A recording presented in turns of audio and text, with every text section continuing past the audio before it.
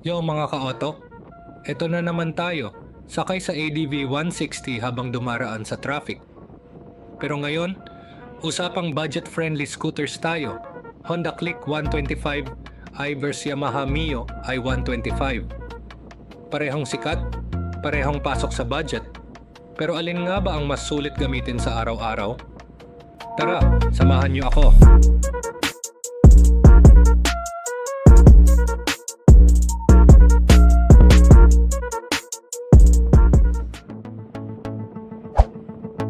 Unahin natin sa presyo. Si Honda Click 125i, 81,400 pesos, si Mio i125 naman, 77,900 pesos, halos 3,500 piso ang lamang ni Click. Pero sulit ba ang dagdag?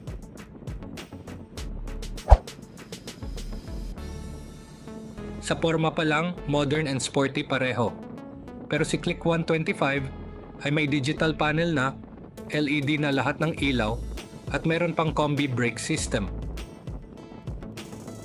Si Mio i125, analog panel pa rin, halogen ang headlight, at basic braking system lang.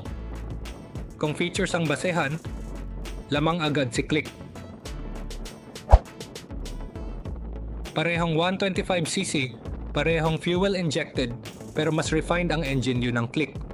Mas tahimik, mas smooth ang throttle. Si Mio A125 naman, magaan ang pakiramdam at mabilis din ang arangkada. Pero sa long term, mas solid ang performance reputation ni Click.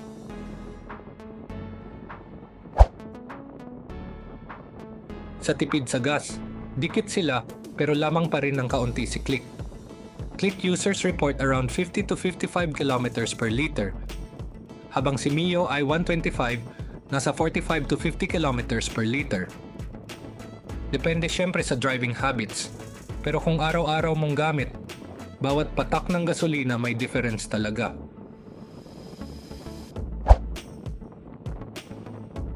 Pareho silang walang U-box na kasya ang full face helmet, pero mas malaki pa rin ang compartment ng Click. Mas may space sa legroom, mas gamit na gamit sa delivery o paminsang grocery ride. Sa convenience, lamang pa rin si Click. Si Mio i125, mas mura, mas simple, at mas magaan. Kung basic lang ang hanap mo, swak na swak. Pero kung gusto mo ng dagdag na safety features, mas modernong itsura, at konting dagdag sa efficiency, Click 125 ay ang panalo. Depende pa rin talaga sa priority mo, presyo o features.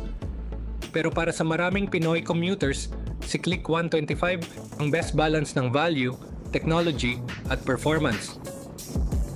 Ikaw, anong pipiliin mo?